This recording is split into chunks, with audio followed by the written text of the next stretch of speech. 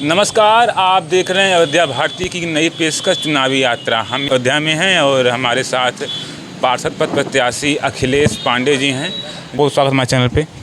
बहुत बहुत धन्यवाद भैया आपका। परिचय अपना दीजिए छोटा। जी, मैं अखिलेश पांडे, एडवोकेट अखिलेश पांडे अखिल, पार्षद प्रत्याशी हूँ अशफाक उल्ला खां वार्ड से, वार्ड संख्या 29 से। जी, आपको जनता वोट क्यों दे? आप उनके लिए क्या करेंगे बेहतर? मैंने जो संकल्प लिया है अपने वार्ड को साफ़ सुथरा तो सभी लोग बनाते हैं, मैं साफ़ सुथरा स्वच्छ बनाऊंगा। अपने वार्ड की छवि में पूरे 60 वार्ड यानी पूरे नगर निगम के अंतर्गत पूरे अयोध्या महानगर में एक आदर्श वार्ड बना करके साबित करूंगा और निर्भीक वार्ड बनाऊंगा जिसमें लोगों को कहीं कोई समस्या ना आने पाए। और जो नगर निगम में जब कोई कार्य कराने जाता है, जो घूसखोरी व्याप्त है, उस घूसखोरी को समाप्त करने का काम करूँगा। आप इसके पहले पार्षद का चुनाव किए थे, लेकिन आप उसमें हार गए थे, बात सही है? जी हाँ, बिल्कुल। तो उसमें क्या रह गई थी कमी की उस बार पूरा हो जाएगी?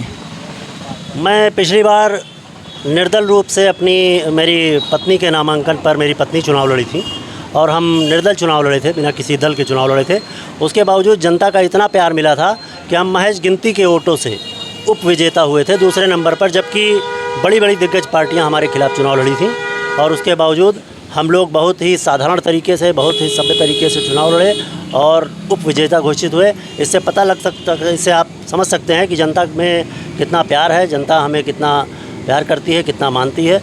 और इसी के तहत अब की बार हम पर समाजवादी पार्टी ने विश्वास करते हुए हमें समाजवादी पार्टी ने टिकट अलॉट किया है और मैं साइकिल चुनाव चिन्ह से चुनाव लड़ रहा हूँ। और मैं अपने राष्ट्रीय अध्यक्ष जी को भी बहुत बहुत धन्यवाद ज्ञापित करना चाहता हूँ। हमारे यहाँ माननीय पूर्व मंत्री पवन पांडे जी, महानगर अध्यक्ष जी, महानगर की कमेटी के सारे समस्त पदाधिकारी महोदय, सभी को आपके माध्यम से धन्यवाद भी देना चाहता हूँ कि जिसने एक सामान्य से, एक साधारण परिवार से आने वाले, बिना किसी राजनीतिक पृष्ठभूमि के, मेरा कोई राजनीतिक पृष्ठभूमि नहीं है, मैं एक सामान्य से सरकारी छोटे से कर्मचारी का बेटा हूँ और सामान्य घराने का लड़का हूँ और मुझे इतने बड़े सम्मान से नवाजा गया है कि समाजवादी पार्टी ने साइकिल संबल दे करके मुझे अपने वार्ड का प्रत्याशी घोषित किया है।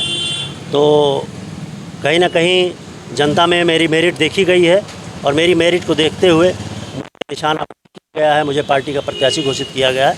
मैं अपने दावों पर खरा करूँगा, अपनी जनता जनार्दन को जितना भी नगर निगम की व्यवस्थाएं हैं वो सब दिलाने का काम करूँगा।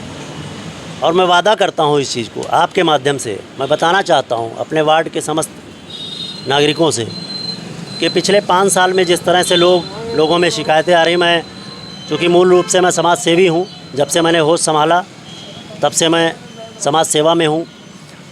शिक्षा के साथ साथ मैं शिक्षित भी हूँ, मैं एडवोकेट हूँ, पेशे से अधिवक्ता हूँ, सिविल कोर्ट में वकालत करता हूँ और उसके माध्यम से भी मैं सेवा करता रहता हूँ। समाज में भी मैं हमेशा सेवा करता रहता हूँ। इस चीज़ की आप जानकारी करेंगे तो वार्ड में जानकारी मिलेगी। मैं सेवा करने के ही उद्देश्य से चुनाव लड़ रहा हूँ कि चुनाव लड़कर यदि कोई पद मिलता है तो पद से आपको बृहद व्यवस्थाएं मिल जाती हैं कि जिससे आप जनता को और अधिक से अधिक व्यवस्थाएं मुहैया करा सकें। अखिलेश जी, जो अयोध्या में रोड का चौड़ीकरण हो रहा है, रोड के किनारे जो घर हैं, दुकानें टूट रही हैं, उस पर आप क्या कहना चाहेंगे? जिस तरह से रोड टूट रही है, दुकानें टूट रही हैं और राम पथ बनाया जा रहा है, श्री राम पथ बनाने के कहीं भी विरोध में हम नहीं हैं। श्री राम पथ बनना चाहिए, बिल्कुल, हम भी राम के भक्त हैं। श्री रामचंद्र जी हमारे भी आराध्य हैं। मैं भी जात से ब्राह्मण हूँ, धर्म से हिंदू हूँ। श्री रामचंद्र जी हमारे आराध्य हैं, हम उनका पूजन पाठ करते हैं। लेकिन कभी भी आप भी जानते हैं ये चीज़ और सभी को पता है कि हमारे आराध्य प्रभु रामचंद्र जी ने कभी किसी का घर नहीं उजाड़ा, कभी किसी को बेघर नहीं किया, कभी उन्होंने अपने चलने के लिए चौड़े रास्ते नहीं इस्तेमाल किए कि अपने रास्ते को फूल से सजा दिए जाएं और चौड़े कर दिए जाएं, लोगों को उजाड़ दिया जाए और फिर उनका पथ बने। उन्होंने 14 साल वनवास काटा है और कांटों पर चले हैं और पगडंडियों पर चले हैं, पतली पतली रोडों पर चले हैं।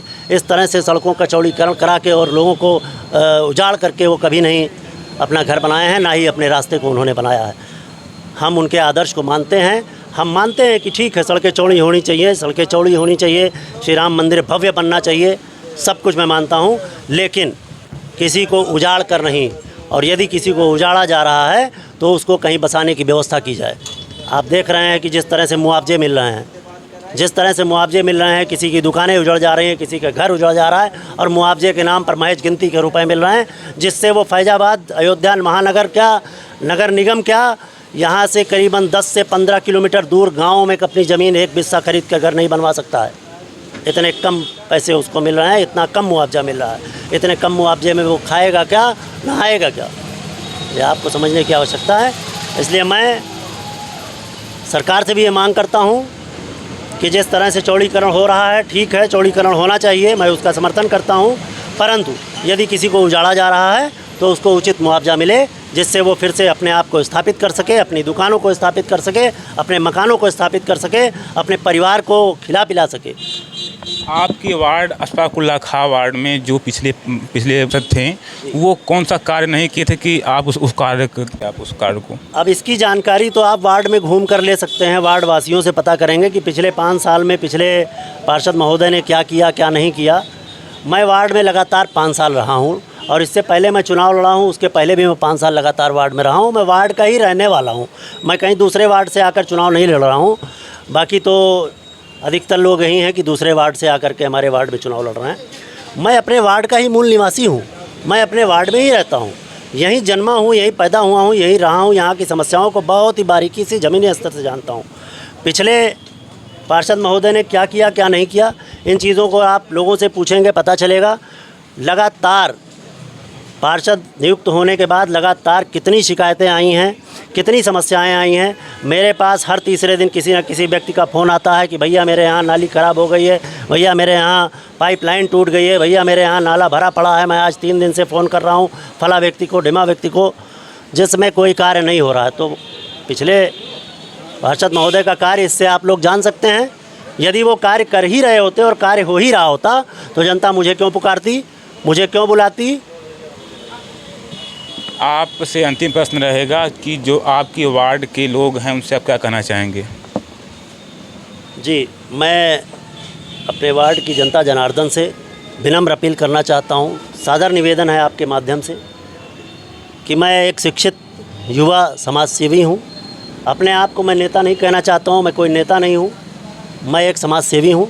और यदि मुझे जनता ने मौका दिया, जिस तरह से मुझे प्रतीत होता है कि मैं जहाँ भी जा रहा हूँ मुझे बहुत ही प्यार मिल रहा है, हर धर्म हर जाति के लोग मुझे पसंद कर रहे हैं और घरों में बिठा करके मेरे विषय में चुनाव को लेकर के मंत्रणा कर रहे हैं। और ये चुनाव मैं नहीं लड़ रहा हूँ, मेरी जनता लड़ रही है। ये चुनाव मैं नहीं लड़ रहा हूँ, मैं दोबारा आपके माध्यम से कहना चाहता हूँ कि ये चुनाव मैं नहीं लड़ रहा हूँ, ये मेरे वार्ड की जनता लड़ रही है।